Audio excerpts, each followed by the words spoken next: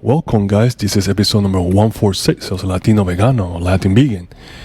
And for today, I'm going to be talking about the future of veganism and the vegan movement and how it can continue to grow, get better, expand, and how it's making positive impact on the world.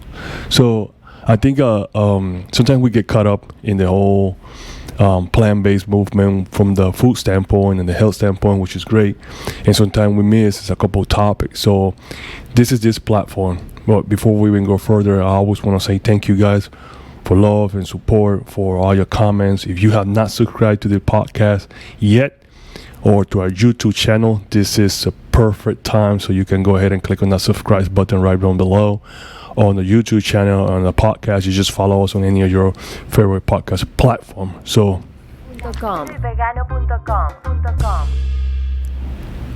yeah, so basically I wanted to talk about this everything related to veganism, lifestyle, and everything, all those things. But today, discussing about the future of vegan movement and how it can continue to grow and make positive impacts on the world, I think is allow us to kind of broaden ourselves, our horizons, see ourselves in a different perspective. I always like to create topics that is open for a lot of discussions. You can call it debate, you can call it reasoning, however is your favorite buzzword that you want to use. I like to always open the platform for those things, and I always read your comments, and I step in touch with what you guys are saying and whatnot. So I look forward for all the new things. Before I even go into talking about this particular topic, I wanted to send a couple of shout outs, a couple of friends, people from different countries that always listen to the podcast and send our comments to friends from different parts of the world. We appreciate you guys and we love you guys as well. So I'm gonna start with the growth of the vegan movement, right? So we have seen by looking at how far the vegan movement or being vegan or veganism has come in the recent years. We'll explore the increase of veganism across the globe and the growing number of vegan options available in supermarkets and restaurants. We'll also discuss the rise of social media and how it has helped spread awareness about veganism. And it's a great thing because I've been vegan for 20 plus years, 20 years actually. And if I go back to when I started it, of course, there was a lack of limitations. There was a limitation basically of products and food, if we want to start from that perspective, right? So there was like maybe soy milk and probably like rice milk for the most. Now you got at least 7 or 8 different type of milk: hemp milk, rice milk, soy milk, almond milk, all the nuts milk. So we have seen flax milk. So we have seen how the food itself from the vegan standpoint, from the plant-based standpoint, has expanded and has grown a lot.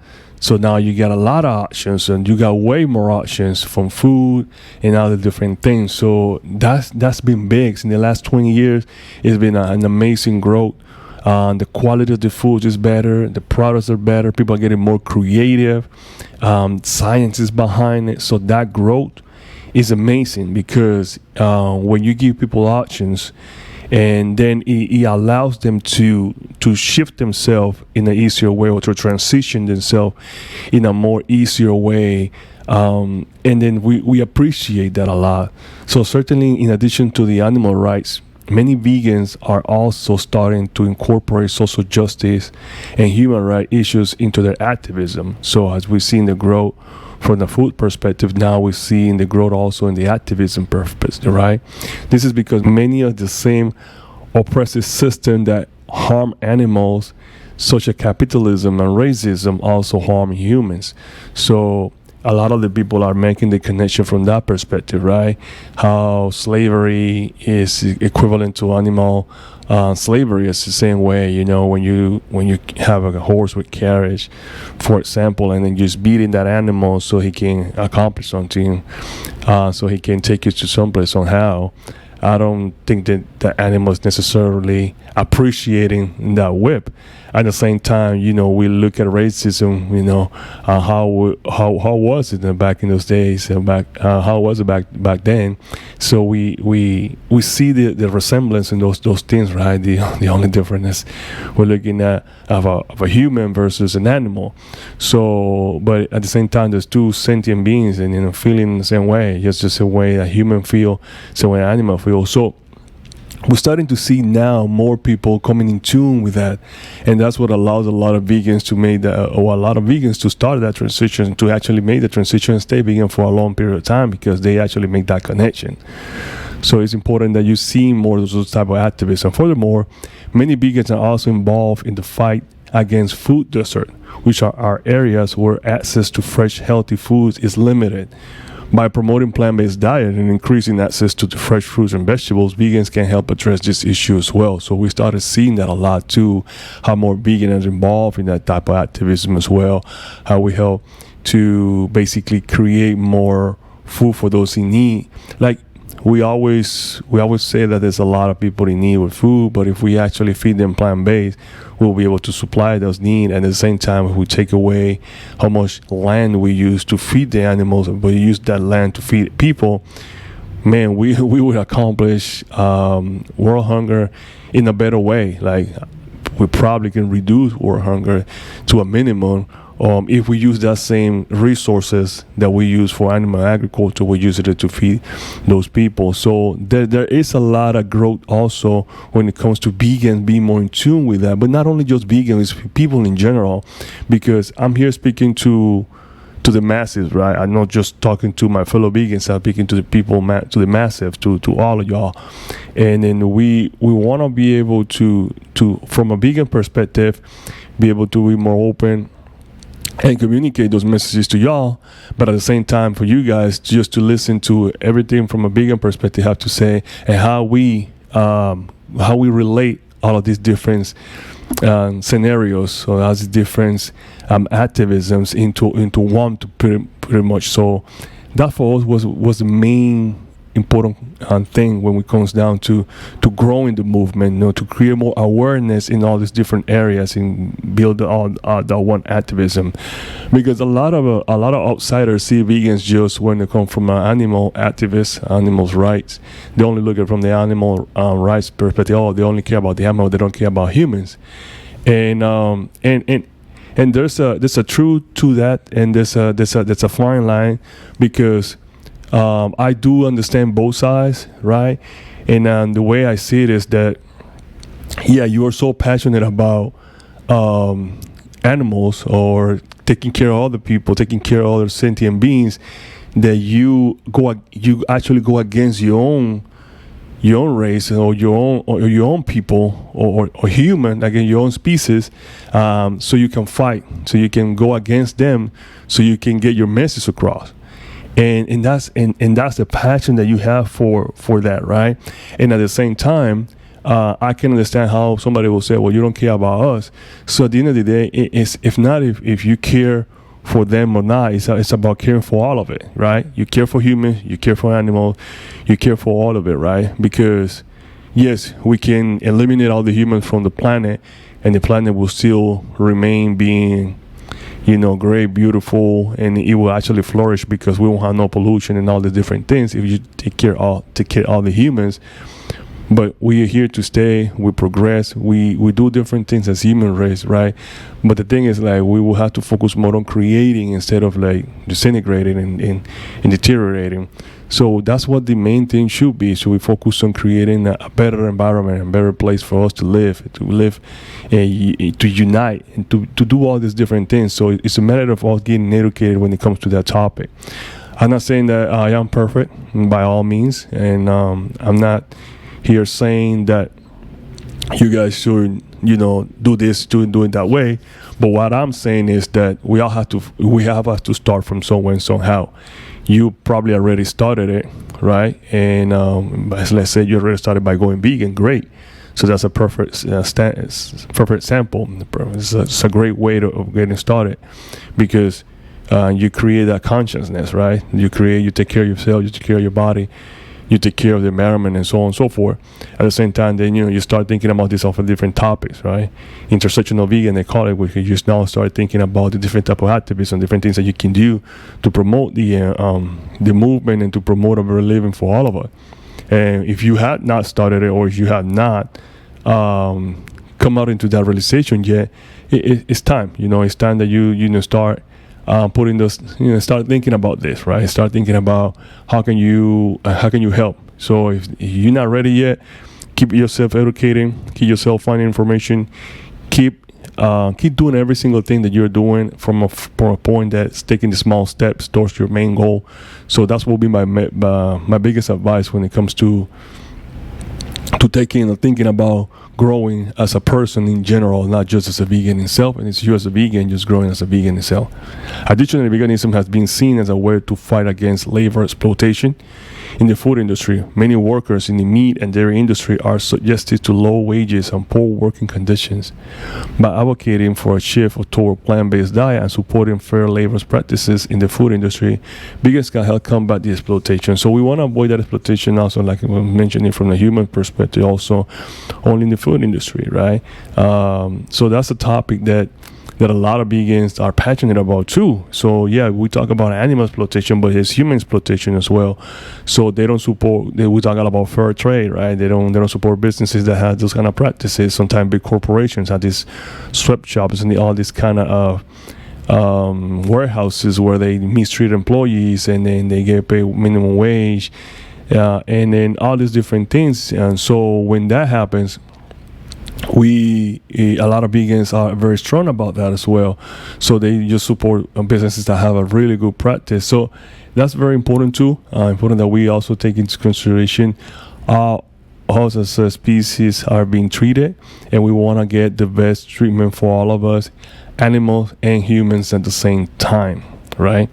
Another example of vegan activism that goes beyond animal rights is the fight for indigenous rights. Indigenous people around the world are often displaced from their own property, their own land, and their traditional diet, which can include plant-based in some cases. By supporting indigenous lands' rights and promoting plant-based diet, vegans can help support the rights of this community. I don't know if for those guys been following me for a while, I always tell the story that I initiated in the whole plant-based vegan movement through Rastafari, right? And a lot of you guys know that. So I was first time introduced to vegetarianism, which is actually what we was called back then, to Rastafari. And so when I mean with that is the reason why I bring this into correlation is because they usually always talk about land, growing your own land, growing your own crops, creating your own fruits and vegetables, not worrying about, eat what comes from the earth. They used to talk a lot about these different things, and there was not really much of there was a lot of teaching that was involved about, right empowerment. Basically, know your roots, know where you come from, know where you want to go, all these different teachings, right? Everything that we're talking about it right now from different angles is what I was brought up to, or was raised to, or was exposed to when I started it. And then there was a lot of those traditions that they were trying to strip away from them, they were used to consider traditions coming from their roots, which is Africa in that case, right? And it's the same thing that when we talk about indigenous, they go through the same way, right? They used to cut their dreadlocks and things like that. And I'm trying to use this as an example because for me it's a more of a it was an example that actually seen by myself. It was something that I saw basically, instead of using an example that I'm not very familiar with. But I can see how it goes hands in hand, right? Because we're talking about people populated in an area, a specific area of the earth or so, and maintaining a traditions and being and they fighting for the tradition with the Western or the modern society and whatnot. So and that's a big thing, right? Because we want to be able to respect people that have been in this planet longer than us, and then respect the traditions and embrace the traditions, because a lot of them, they understand and know things that we know, no matter how much technology will come. Sometimes when you go back to like the basic, like if you eat the basic food, for example, it's way a lot better than any other processed tradition or modern food that you can probably eat, because it's the most true and natural food that you can possibly eat. So here I'm talking about me grabbing a mango from a tree, or me basically getting some bananas, some plantain from the plant itself, from the tree itself. So there's nothing more natural than that, if you want to put it from that perspective. So for me, that's why we want to maintain talking about these different topics when it comes down to growth. Overall, as the vegan movement continues to grow, we are likely to see more intersectional activism, is how they call it, that addresses issues beyond animal rights. By recognizing these intersections of different forms of oppression, vegan can work toward a more just and sustainable world of all around. So this is a term that is being used a lot lately, right? Intersectional vegan, because you're not just focusing on the animal rights, you're focusing on a lot of other issues around. If you don't like to call a label, as long as you're aware of these different things and then you doing your part to embrace all the different things, I think you're stepping in the right step, or you're taking the right steps toward that particular goal. Right, so some of the challenges that the vegan movement are facing, because just like we are growing, we also face some challenges, right? And then there are quite a few challenges. This is some of the ones that I'm going to mention, but we have quite a lot of other challenges. And it's like anything in life, right? Even in your own personal life, you have moments, peaks, you have moments of ups and goes and down, but you have challenges too, right? And it's how you overcome those challenges as how you attain success in anything in life. And that applies for anything that you want to do, right? So despite of the growth of the vegan movement, there are still many challenges we face, right? We'll explore some of the most common misconceptions about veganism and how they can be addressed. We also look at the issue of food accessibility and how veganism can be made more accessible to those living in food desert. The importance of education. For me, this is key, and this applies to anything. Go back to the example I was saying, Rastafarian. Rastafarian always tell you that education is the key to a better world. Education is everything, right? When I mean education, is like the more you know about a specific thing. And I'm not talking about going to YouTube, watch 2 videos and you just become an expert. No, I'm talking like you dedicate sweat, blood and tear basically to one particular thing. I was told that if you spend 10 plus years doing one particular thing, you become an expert at that point. So you're like a pro basically. So if that's the case, you cannot just do a quick tutorial online and then become an expert by any means. That you can say out of your mouth, but basically and experience wise, that's a completely different ball game from that standpoint. So education is always key. It is very, very key that you educate yourself. It's a crucial component on the vegan movement. As more people become aware of the impact of their food choices on their health, the environment, and the animals, they are more likely to make positive changes in their diets. Vegans can play a vital role in educating others about the benefit of plant-based diet and the impact of animal agriculture. So it is crucial that vegans turns into influencers, if you want to put it on some buzz terms, right? Into people that educate others, into people that help transition others in a way that is more effective. Some people like to be a militant way, others like to be a more subtle way. Whatever is your way, you can find the vegan or the plant-based or the person that has been doing it or done it, or is in it in this journey that works for you. So the way the message comes across, we all have different ways, or different people that have different type of way of expressing themselves, and then find a way that resonates with you. Especially find someone that you can relate to in a way of they having a similar life journey as yours. Like, for example, when I started in my movement, the person that introduced me to veganism is a friend of mine, right? Rafael. I always talk about him, or I spoke about him before. So so we about the same age. We birthdays in the same month. We play the same sport. So we have a very similarity. So it's like a brother to me, right? For example, so it was easy for me to follow, to listen to him, because of the similarity that we have. Then once I started doing my own research, because you always have to do your own research, then I started finding other people that has similarity. I like working out, so I find people that like working out. I like playing basketball, so I like people that like playing basketball. I like music. I like podcasting. I like creating content. So I started finding folks, different things that I enjoy doing that are in the same kind of niche, but put it in those perspective. So that helped me to, okay, I can relate to this person. So you can maintain friendships. You can connect with people, and that allows you to connect. So it allows you to connect and grow, because you learn from them. You learn something new from them. I learn from a lot of these people.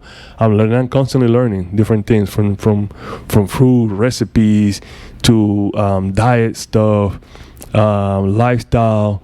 I've learned activisms. I mean, different things you learn from different people. You continue those relationships. So for me, that was key. You educate yourself, and then you find also the right people around you that allows you to grow when it comes down to spending or embarking this journey. Because can play a vital role in educating others, right? So we always want to talk about how we use our platform to communicate the message to others. So that's why I have this platform. I'm a voice for Latinos. Latinos all from all over the place, Latin America or Hispanoamerica, or the whole world. It don't really matter. Anyone that can relate. But I speak for all of those, because I felt there was a need for a platform that we can speak about all the different topics. So you say, what, I'm going to create one. So I created this and said, what, I'm going to be the voice for Latinos. So I'm going to be the Joe Rogan, the Latino Joe Rogan of veganism, for example. And and then I'm using this platform so I can express that and tell the people all about veganism from all the different perspectives. One example of importance of educating is the recent surge of the plant-based meat alternative. Companies like OmniFood, shout out to the OmniFood, and Soya in Mexico have gained popularity in the recent years, largely due to the increase of awareness of the negative impact of animal agriculture on the environment and animal welfare. This company has been successful in a large part or because they are offer products that can appeal to non-vegans and provide a more accessible way for people to reduce their meat consumption. Companies like Impossible Burger and Beyond Burger as well. I have done a Garden. I also can include into that list. I really done a high marketing so they can compete with this company. They have a lot of good investors behind those companies too, with a lot of capital and a lot of power, and then they're pushing a lot of these products into the market, and it's helping to bring that non-vegan into the equation by giving them options that are very appealing to them. And to me, I think that's a great way of segueing into one thing. You might get that one non-vegan person to turn vegan eventually. At least he or she is getting started in that process. They might not, but they've reduced their consumption. So maybe they go every other week. Like I was listening to a friend of mine saying that he knows a guy that he goes and that suddenly for 2 weeks he goes on a rampage eating a bunch of meat. Then he gets like sick, so he decide, and then he goes for like 2 weeks for fully plant-based, for example, where he changes to a lot of these meat alternative and this plant-based alternative. So he go for about 2 weeks eating that way. So, and then it goes on and on. So in a sense, it's like, well, at least this guy he's consuming meat 50% of the time. And then, and in that sense, you can start seeing it from that perspective. It's a progress, because who knows, he can be 50% of the time. Eventually, a couple of years, maybe he do it 75% of the time. So it's a lot less consumption of meat, and then more consumption of plant-based products. So for me, this is what we are seeing in the market. This is some of the growth that we are seeing now, and that's all through the education that has been come out, has been exposed, has been given, and then we continue to do it so. Another example is the increase of availability of vegan options in restaurants and grocery stores. This has been driven in part by growing demand for plant-based food, but also by the effort of vegan activists who has been advocating for more vegan options and promoting the benefit of plant-based diet. I actually truly agree on this, because you can see now more that people go on places and say you need to have some vegan options, and then people start thinking about having vegan options in their restaurants. And then there's a couple of like stickers and ways that you can leave notes to restaurant, like, hey, this restaurant has a vegan option. You take pictures of that's promotion. There's a lot of ways that has been created and then pushing the movement, so it can become more of a mainstream thing, right? And then I think that's helping. And yes, I know this is sometimes it's a slippery slope type of topic, because there's some vegans or some people from the vegan community that might feel a little bit, well, I don't know if I'll feel too comfortable having let's say a steakhouse selling vegan food, which I agree. I particularly won't necessarily support that business as much in a higher scale on my list. If I'm supporting a 100% vegan restaurant, I will always have 100% vegan restaurants on top of my list. Everything else in the lower tier of my list. And the reason why is because I feel like a vegan restaurant needed more too. I feel comfortable going there because I don't have to worry about my food being cross contaminated, or they sleep or something like that. So I'd rather avoid that. So I'd rather stay with a 100% vegan food restaurant in that sense. And it's like my people, right? So I always try to support my people from that perspective. So but at the same time, I feel like it's a good thing. It's a good thing. It's a great thing having these type of restaurants offering vegan options, because one, like I said, it will be a good place. Like, for example, if you have a group of friends and then they're going to this particular type of place, now you have an option that you can order. So even though you'll be the only weird person ordering the vegan food in a steakhouse, at least you know there are options there that you can eat. Two, that means that there's a demand asking for the type of food. You never would have think that a steakhouse, for example, we have vegan option. Well, guess what? Now they do. So you'll have that option there for you or for whoever needs it in that moment, and stuff like that. So it creates that type of awareness. All right. So the next thing that I want to talk about is what's the future? So how do we see veganism moving from this point on? As we will discuss the potential for vegan movement to continue growing in the future, there's a couple ideas mainstream and how it could impact the society as a whole. We all look at the role of the technology and advancing the vegan movement, such as the development of plant-based meat alternatives, like I mentioned. Intersectionality and diversity. Intersectionality and diversity are important considerations in the vegan movement. As the movement grows and becomes more mainstream, it is crucial to recognize the way in which different forms of oppressions are interconnected and to work towards creating a more inclusive and equitable movement. One example of the recognition that veganism is not just about animal rights, but also about human rights. Many vegans are now advocating for social justice, such as fighting against racism, sexism, and other forms of oppression. This includes recognizing the ways in which animals exploitation is often linked to the form of exploitation and oppression, such as the exploitation of workers in the animal agriculture industry. Another example of the recognition that not all people have equal access to plant-based food is some community access to health foods is limited, and many people may not be able to afford to eat vegan diet. It's important for vegans to consider these issues and work toward creating more equitable access to health foods for everyone. So I was talking about this with Lida Durango. Yeah, you can actually listen to our interview in a couple episodes back. So, and we were talking about this. Like, I asked him, why those people complain that vegan food is expensive, and that it's true that vegan food is expensive.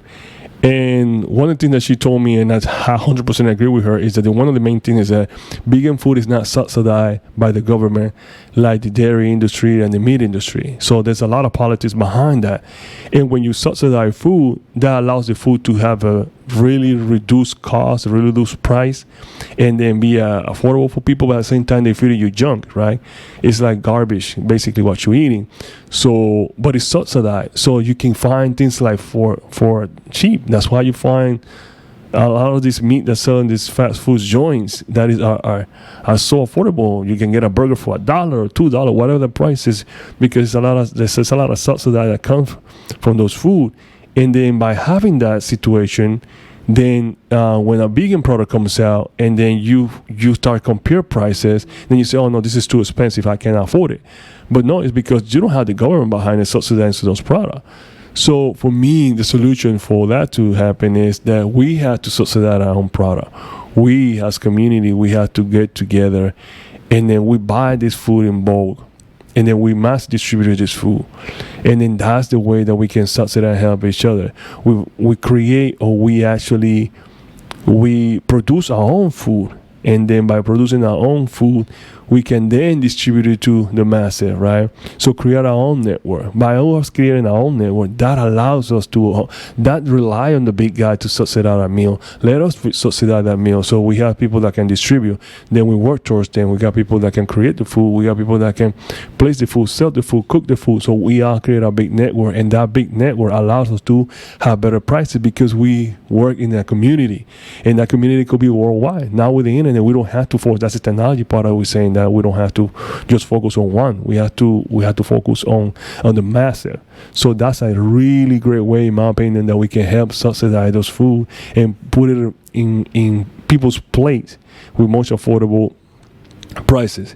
The other thing is, like, if you stick to eating basic, when I mean basic, it's basic vegan food, grains, nuts, seed, vegetable, fruits. You can find that pretty affordable. Now, if you want to go a little bit fancier and then get all these different alternatives and stuff, I can see how then, it can rise up the price. So it depends on how much do you want to eat. Like, I was in Cuba not too long ago, last year, and I ate very basic, rice, beans, very basic, And so that's what they got. That's what I ate, very, very basic food. And then when I'm, say, in the U.S., Panama, Colombia, all the different countries, now they got restaurants and the food they got more variety of food, for example. And then you can go to a restaurant and try a different place.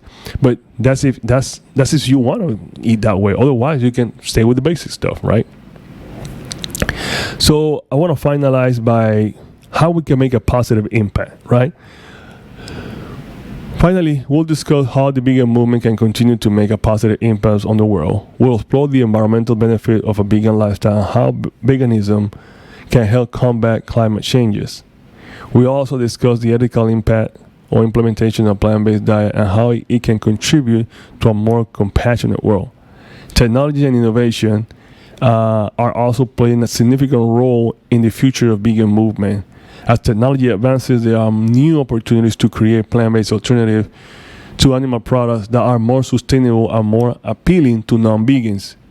One example is the development of cell-based meat, also known as lab-grown meat. This technology allows meat to be grown from animal cells without the need for animal agriculture. This could potentially reduce the negative impact of animal agriculture on the environment and animal welfare, while still allowing people to consume meat. So I leave this for debate. People who would like to talk about this, we're going to talk about this later. But I left that in a sense of like, it's something that is being created and then without purpose. So it's something that we will have to discuss. Another example in the development of plant-based alternatives to traditional animal products such as cheese, eggs, and milk.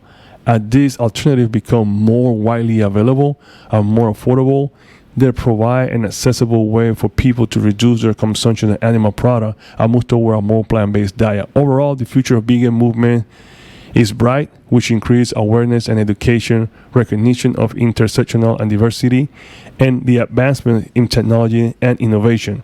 By working together and continue to advocate for positive change, the vegan movement can make a significant impact on the world. As you guys seen, the vegan movement has come a long way since I started it 20 plus years ago, or 20 years ago, in recent years, but there's still much work to done. Or much work to get done, or to do basically. By addressing the challenges facing the movement and continuing to spread awareness, veganism can continue to grow and make a positive impact on the world. Thank you guys for joining, for listening to my pet talk, for listening to my podcast. And we hope you'll tune in to my next week's episode for more discussions on veganism and living a compassionate life.